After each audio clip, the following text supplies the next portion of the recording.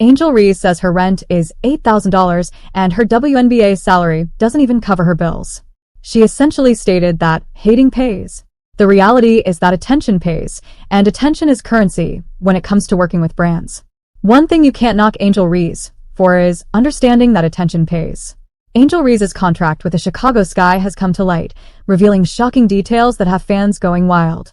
It's safe to say it's got everyone talking. But before diving into the numbers, here's a warning. This story might be pretty funny. Why? Because when you compare Angel Reese's deal to Caitlin Clark's endorsement packages, you might want to think twice before waving your hand over your face.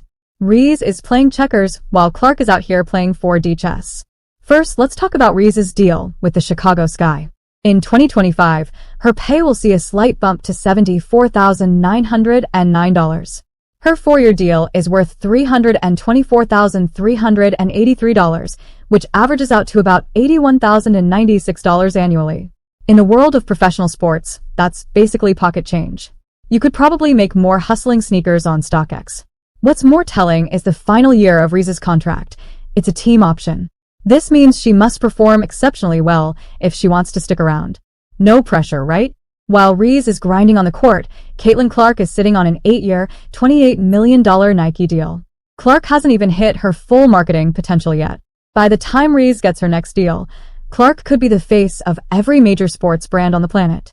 To be fair, Angel Reese isn't just relying on her WNBA paycheck. Her off-court earnings are where it gets interesting. Reese has deals with Reebok, Good American, Tampax, Beats by Dre, and Hershey's Reese's Pieces. The irony of endorsing candy named after her isn't lost on us. In October 2024, Reese signed a multi-year contract with Reebok. She's set to get her own signature shoe in 2026, making her the 6th active WNBA player to earn a shoe deal. Cool, right? But when compared to Caitlin Clark's advertising portfolio, it's like comparing a pickup truck to a Ferrari. Reese has a solid lineup of endorsements, but Clark's brand power operates on a totally different level. Let's break down Angel Reese's income. Her 4-year, $324,383 WNBA deal averages to $81,000 annually, which barely covers a high-end apartment in downtown Chicago. Her advertising deals include brands like Reebok, Tampax, and Beats by Dre, with Reebok as the centerpiece of her portfolio. But even this deal feels like pocket change compared to what she could earn with brands like Nike or Adidas. Nike athletes don't just make money, they build legacies. Caitlin Clark is set to sign a Nike deal that will make Reese's Reebok extension look trivial. Clark's shoe deal alone will likely eclipse Reese's entire endorsement portfolio.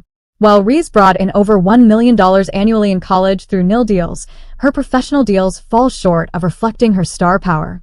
Clark's Nike shoe could rake in millions within days of release, while Reese's Reebok sneaker might need heavy promotions to break even. Angel Reese is worth far more than her current WNBA contract and endorsement deals. If we're talking true market value, Reese should be making 7 figures annually.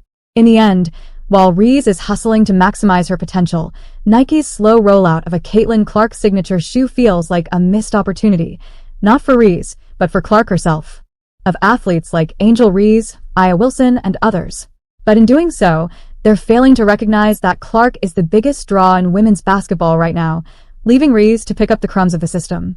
Alright, let's get into the signature shoe battle building between Angel Reese and Caitlin Clark. Reese's Reebok shoe is set to drop in 2026, and while that's a huge achievement, it's like being named prom queen in a town of 500 people, a big deal locally, but not exactly earth-shattering on the global scene.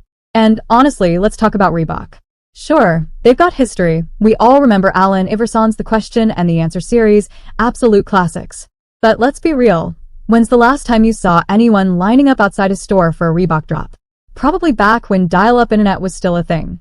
Reese already has the social media game on lock. If she can handle the pressure, because a lot of people are debating whether her social media presence will help or hurt her career, and consistently improve to become an all-WNBA talent, she could be one of the biggest stars in sports. Signing with Reebok is like a young chef starting a new restaurant in a small town. It's got promise, but the customer base just isn't there compared to Caitlin Clark, who's basically a Michelin-starred chef in Manhattan. Reebok's basketball division isn't dominating the market these days, and it's an uphill battle to compete with giants like Nike and Adidas. Reese might have her face on a shoe, but can Reebok deliver the hype machine needed to sell it? The jury's still out. When Nike backs an athlete, they go all in. Clark's sneaker release will likely be a global event, with her face plastered on billboards from New York to Tokyo. Nike doesn't miss with brand shoes. From Kobe Bryant to Kyrie Irving, their track record speaks for itself.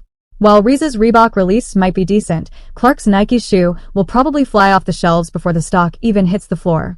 Imagine a limited edition Caitlin Clark sneaker with sleek designs inspired by her game, sold with a tagline like, "Control the court." It's a marketer's dream. Meanwhile, Reebok might need to run buy one, get one sales just to move Reese's sneakers. Clark's Nike shoe will probably hit the resale market for triple the regular price within minutes, while Reese's Reebok shoe might end up in outlet stores 6 months later. No shade to Reese, but in the sneaker game, branding is everything, and Nike's marketing is on another planet compared to Reebok's. Reese going with Reebok feels like a small-time move compared to what Clark is about to do with Nike. It's like playing in the G League versus starting in the NBA. By the time Reese's shoe drops, Clark will likely have a second or even third sneaker in her line, and those shoes will be collector's items, not just basketball gear. Angel Reese gets credit for being one of only 6 active WNBA players with a signature shoe. But let's not kid ourselves. Caitlin Clark's eventual Nike sneaker will dominate the conversation. Reese is making moves, but Clark's moves are making history. The difference between the two isn't even close. Reese is a talented player with a growing name, but her on-court earnings are laughably low compared to what male athletes make. And while her endorsements are good, they don't hold a candle to what players like Caitlin Clark are pulling in. This also puts pressure on Reese to overperform. With a team option looming in her final contract year, every game counts. Meanwhile, Clark's success is almost self-sustaining. She could probably score 5 points a game next season and still be the league's top-selling player. Reese doesn't have that luxury. She has to grind on and off the court just to keep up. Let's not forget how Nike plays into this story.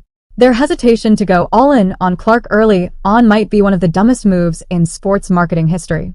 Instead of capitalizing on her instant appeal, they've delayed her signature shoe until 2026. In the meantime, players like Angel Reese are getting shoe deals with brands like Reebok, which, let's be honest, isn't even in the same league as Nike. Nike's hesitation makes them look clueless, but it also accidentally makes Reese look like the second choice. If Nike had launched Clark's shoe earlier, they could have set the bar for women's basketball endorsements. Instead, they've let other names like Reebok and Under Armour swoop in and claim pieces of the market. At the end of the day, Angel Reese is a skilled player with a bright future, but these contract leaks show just how far she has to go to reach the same level as Caitlin Clark. Reese is grinding, building her brand through endorsements and a podcast, but Clark is already a global icon. The gap between them isn't just about talent. It's about marketability, star power, and the ability to transcend the game. While Reese works to secure her spot with the Chicago Sky and roll out her signature shoe in 2026, Clark is sitting on a marketing empire that's only growing bigger. The lesson of the story: in the world of basketball, there are sponsors, there's Caitlin Clark, and then there's everyone else. If you enjoyed this, please like, share, and subscribe to our YouTube channel for more updates. Stay tuned. If you liked the video, please share the video and leave a comment.